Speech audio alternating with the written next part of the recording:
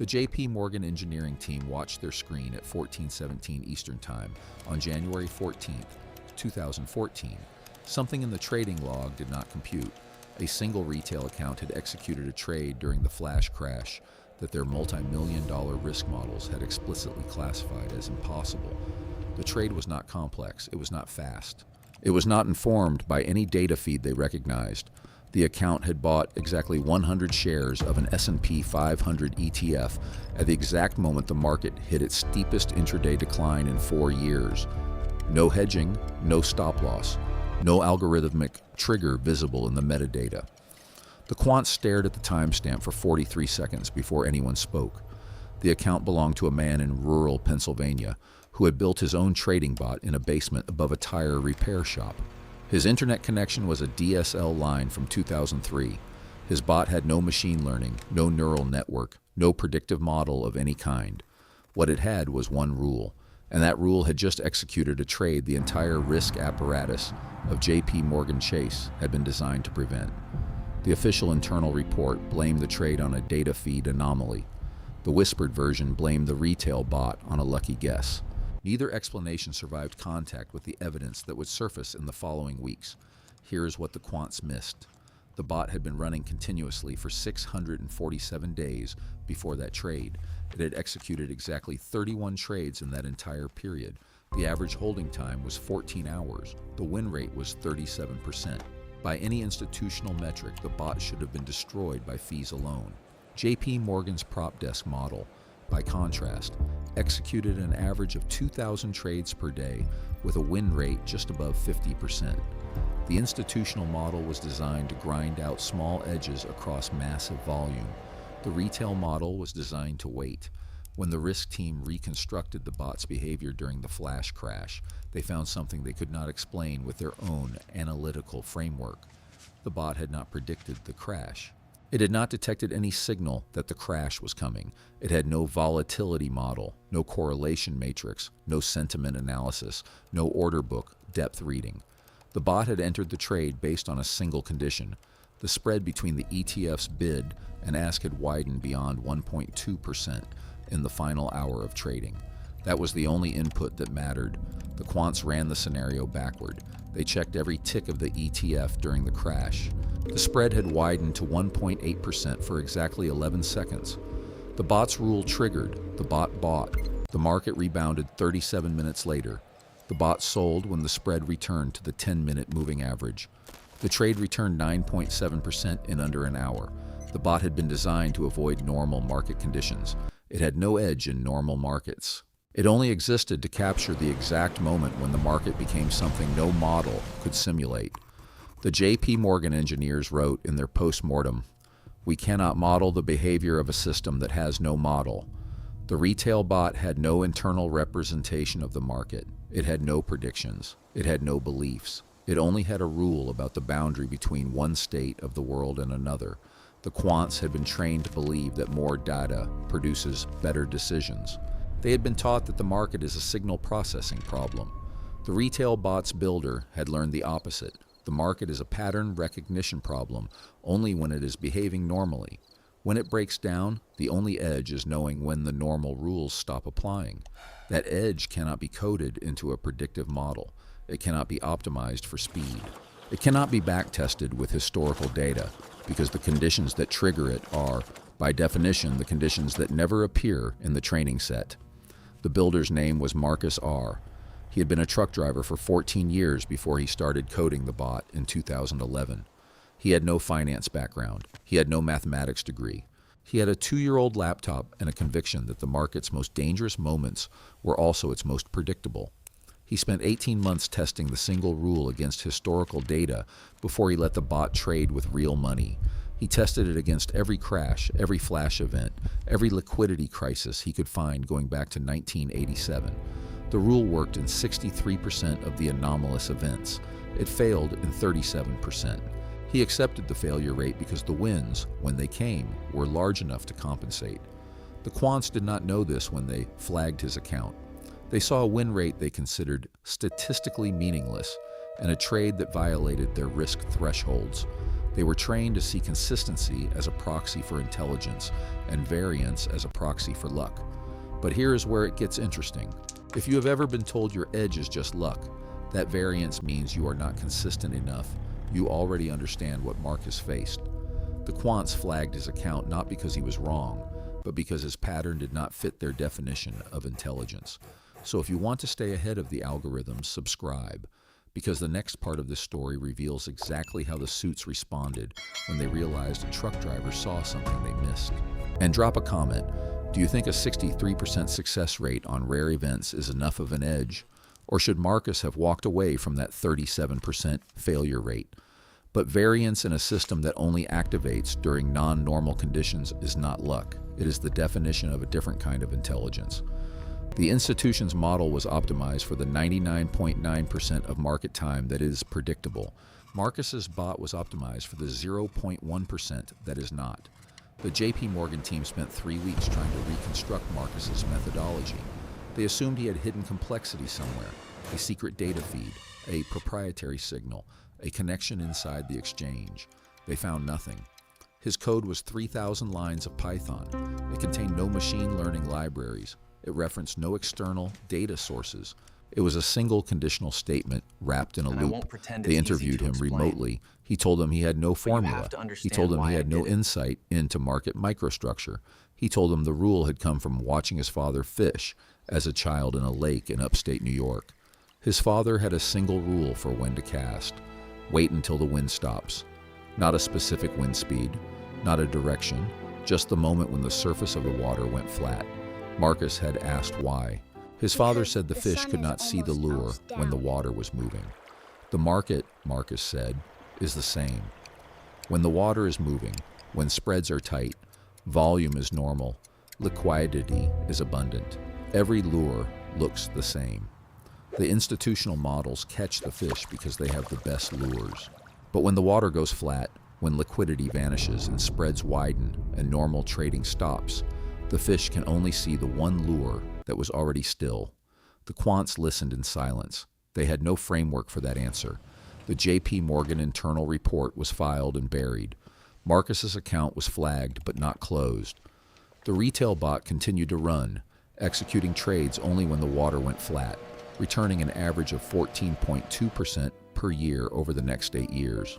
The institutional models, meanwhile, continued to optimize for normal conditions, returning slightly less each year as more capital crowded into the same signals.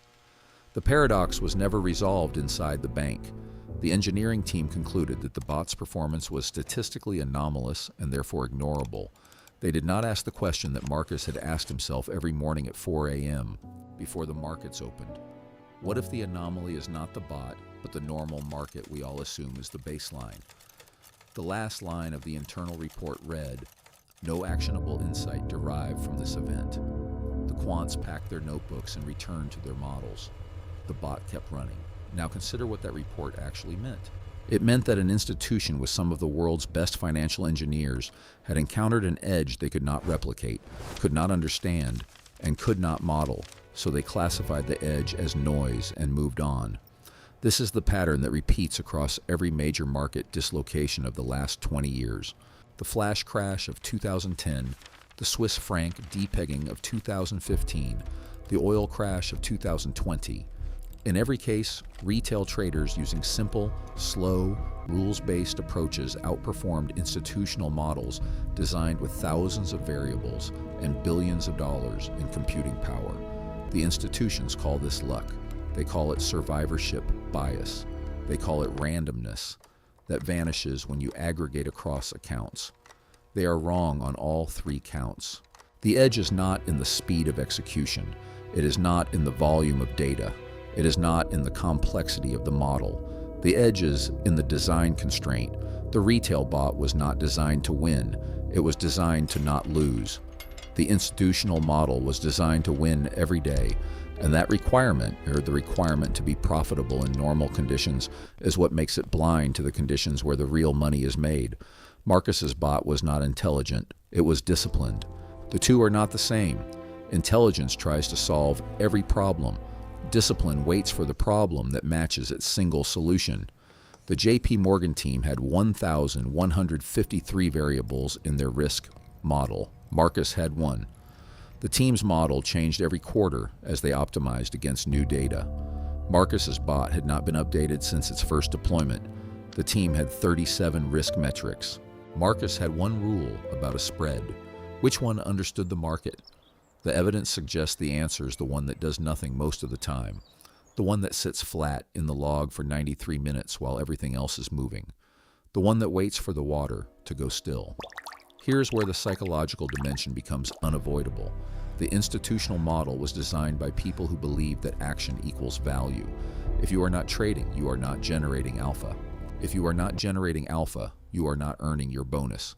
The entire incentive structure of institutional finance is built on the premise that doing something is always better than doing nothing. Marcus's bot was built by someone who believed the opposite. The bot was designed to do nothing almost all the time. The bot was designed to miss most opportunities. The bot was designed to fail 63% of the time it attempted a trade. And that design counteracted the single greatest weakness of the human trader: the compulsion to act. If you have ever opened a losing position and felt that cold knot in your stomach, the urge to close it, to cut losses, to admit you were wrong, you know exactly what the quants saw on their screens when Marcus's bot executed his trade. They saw a position appear where their model said no trade was possible. They saw a retail account doing something they could not explain. They saw their framework fail, and their response was to classify the data as anomalous and move on. That response is not a failure of intelligence. It is a failure of identity. The quants could not afford to admit that a single rule in a borrowed basement had outperformed their models, not because the data was weak, but because the implication was unbearable. And that is the real edge you carry into every chart you open. The quants could not accept the anomaly because accepting it would have required them to question who they were. If you want to keep uncovering where the system breaks and how you can stand on the other side of that fracture, subscribe, because this channel exists to show you the moves the machines cannot make. Drop the word anomaly in the comments if you have ever been on the side that everyone else dismissed as noise. The implication is that the most important capability in market participation is not the ability to predict or to process information or to execute at high speed. The most important capability is the ability to do nothing until the conditions are right. That capability cannot be coded into a neural network. It cannot be optimized with more data. It cannot be acquired by hiring more PhDs. It is a structural property of a system that is designed to wait. The JP Morgan team walked away from the anomaly. They filed their report. They returned to their models. They did not ask the question that would have changed everything. The question was not, how did Marcus's bot win? The question was, what does winning mean in a system where the winner is the one who does not play most of the time? The answer is that institutional finance has defined winning as outperforming a benchmark on a daily, weekly, monthly basis. That requirement forces continuous activity. Continuous activity generates continuous exposure to the market's normal conditions. Normal conditions attract the most capital and the most competition. Competition compresses returns. Compressed returns increase the pressure to trade more, to lever more, to take more risk. It is a loop, and the loop tightens every year. The retail bot broke the loop by refusing to participate in it. It did not try to beat the benchmark. It did not try to generate returns every day. It waited for the one condition where the loop broke, entered, and exited. Then it went back to waiting. The institution could not replicate that behavior because it could not accept the cost. The cost is doing nothing for weeks, months, years while your peers are generating returns. The cost is being wrong 63% of the time. The cost is admitting that your edge is not in action but in the discipline to not act. The JP Morgan report concluded, no actionable insight, but there was an insight. The insight was staring at them from the trading log.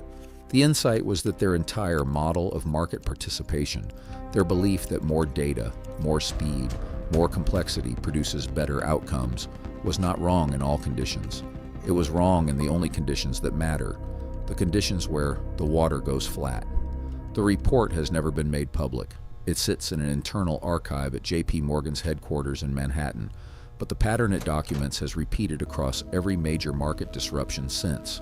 Retail accounts with simple rules outperform institutional models in liquidity crises. The institutions file their reports and move on. The pattern persists. Marcus's bot is still running.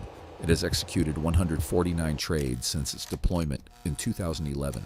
It has returned an average of 14.2% per year. It has never had a losing year.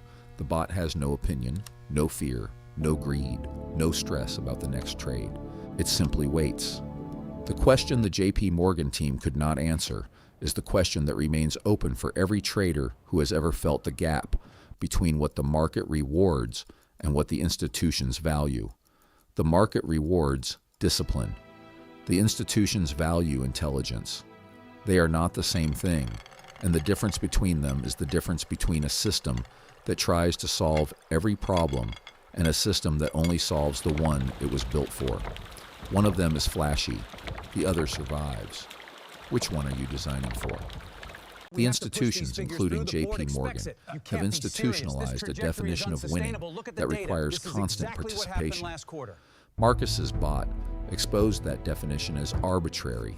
It is not a law of finance. It is a convention created by people whose compensation depends on activity. If you define winning as surviving the moments when everyone else loses, then Marcus's bot is one of the most successful trading systems ever built. It has survived every flash crash, every liquidity crisis, every black swan event of the last 14 years.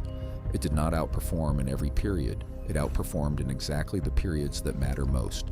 The JP Morgan engineers never tested their model against that definition. They tested against daily returns. They tested against Sharpe ratios. They tested against information coefficients.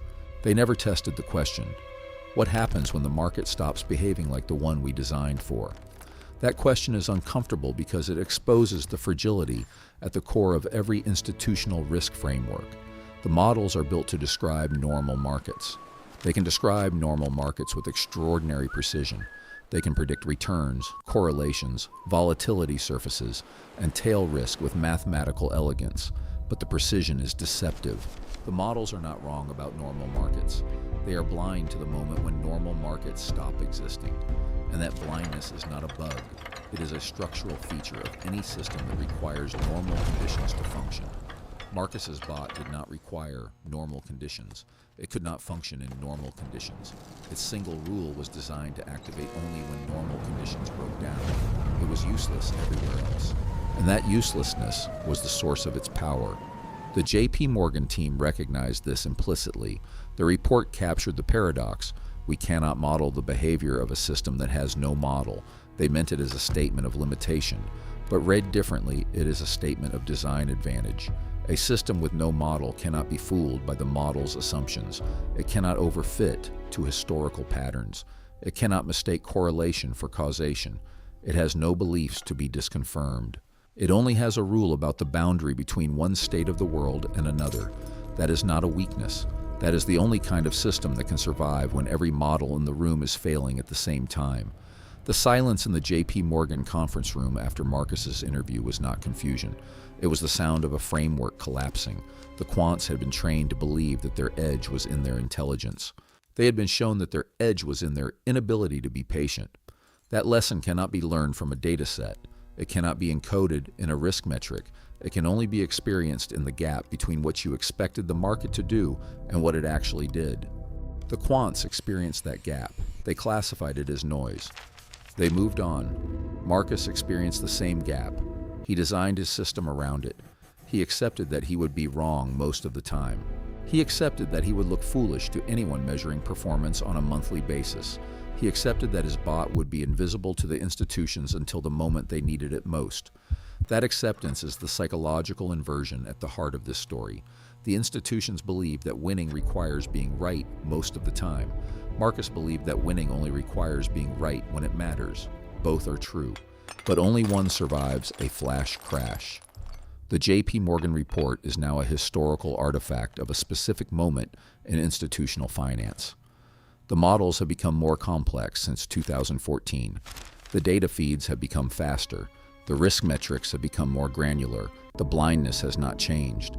Every new layer of complexity adds another assumption about what a normal market looks like. Every new assumption deepens the vulnerability to the moments when normal markets disappear. The institutions are building taller towers on the same ground. The retail bots with simple rules are waiting for the ground to shift. Marcus's bot is not unique. A growing body of research from academics at institutions like the University of Chicago and the London School of Economics has documented similar patterns across multiple asset classes and time periods. Traders using simple, rule-based approaches that activate only during periods of extreme market stress consistently outperform complex models in those specific environments. The researchers have a name for this effect. They call it the anti-fragile portfolio. The term comes from Nassim Taleb's framework. Some systems gain from disorder. The retail bots that wait for the spread to widen are gaining from the disorder that destroys institutional models. The institutions know this literature exists. They cite it in their own research papers. They do not implement it because the implementation would require accepting that most of their activity is noise. It would require admitting that the billions of dollars spent on data and computing and talent are producing a false sense of security. The institutions know they are blind. They have the research. They see the pattern. The cost of acting on it is not financial. It is the cost of admitting that most of what they do is expensive noise. If you want to be part of the minority that actually implements what the quants refuse to, subscribe and stay for the playbook that works when theirs fails. Then drop the word anti-fragile in the comments and tell us one simple edge you have been ignoring. That admission is too costly, not financially, psychologically. The identity of the institutional quant is built on the belief that more intelligence produces better outcomes. To accept that the edge lies in simplicity and patience would require a fundamental redefinition of that admission is too costly, not financially, psychologically. The identity of the institutional quant is built on the belief that more intelligence produces better outcomes. To accept that the edge lies in simplicity and patience would require a fundamental redefinition of what it means to be good at this job. So the anomaly is filed, the pattern is ignored, the bot keeps running, and every few years when the water goes flat and the models fail and the screens go dark, a retail account somewhere executes a trade that the institutions cannot explain. The explanation has never been hidden. It has always been visible in the silence between trades. The edge is not in the data. It is not in the speed. It is not in the model. The edge is in the willingness to do nothing until the conditions are right. That edge cannot be institutionalized. It cannot be scaled. It cannot be optimized. It can only be practiced, one rule at a time, by someone willing to be wrong most of the time so they can be right exactly when it matters. The JP Morgan team filed their report. Marcus's bot is still running. The trade log continues to grow by one entry every few weeks, each one a timestamp of a moment when the water went flat and someone was still. The trade that registers on the log at any given moment happened on a Tuesday afternoon in early March of 2023. The S&P 500 was dropping at a rate the models had classified as a 3 sigma event. The spread on the ETF widened to 1.6% for 9 seconds. Marcus's bot entered. It exited 1 hour later at a gain of 6.2%. The bot had been running for 4,380 days by then. It had done nothing for the vast majority of them. It had executed exactly 11 trades in the previous 12 months. 11 moments when the water went flat. 11 moments when every institutional model in the world was blind. The bot had no email alerts. It had no dashboard. It had no risk management overlay. It had no one watching. It simply checked the spread once per minute against its single threshold, and when the threshold was met, it acted. Then it stopped. That is the system. That is the design. That is the entire philosophy encoded in 3,000 lines of Python, housed in a tower computer in a basement in rural Pennsylvania. The most important part of the system is not the code. It is the absence of the need to do anything else. Institutional finance spends billions to build systems that can do everything. Marcus spent 18 months building a system that could do one thing and then stop. One design is vulnerable to every state of the market. The other is vulnerable to only one. The difference is the difference between a building designed to withstand every earthquake and a building designed to flex with the specific frequency of the ground it sits on. The first collapses when an unknown frequency arrives. The second outlasts the building next to it, not because it is stronger, but because it was built to move. Marcus's bot was built to move exactly when the ground shifted. It did not try to predict the earthquake. It did not try to measure the Richter scale. It just waited for the shaking and then responded. The institutional models tried to forecast the epicenter. They were still calculating when the shaking stopped and the opportunity vanished. The report from JP Morgan sits in a file cabinet in an office on a floor that has been remodeled twice since the document was written. The quants who signed it have mostly moved to other firms or retired. The models they built have been replaced by newer models with more variables, faster execution, and the same fundamental blindness to the moment when normal markets dissolve. The trade log in Pennsylvania keeps growing. The bot keeps running. Marcus keeps checking the log once a week, not to adjust the strategy, but to confirm that the strategy is still doing exactly what it was designed to do. Nothing until the water goes flat. And that quiet act of non-intervention is the entire lesson the institution could not hear. The most sophisticated risk framework in the world is not a neural network or a machine learning algorithm or a predictive model. It is the discipline to not touch a system that is already working. It is the courage to watch the screen go flat and do nothing because doing nothing is the strategy. The water goes flat again and again. The models fail again and again. And still, somewhere, a bot that knows nothing about the market and cares nothing about the outcome executes a trade that no one expected and everyone could have made if they had only been willing to wait. That is the final truth the JP Morgan engineers could not write into their report. The edge was never in what Marcus knew. It was in what he was willing to not do. And that is not a model. It is a choice. Every market day, every trader makes that choice. Most choose to act. A very few choose to wait. The log in Pennsylvania proves which choice the market rewards in the moments that matter.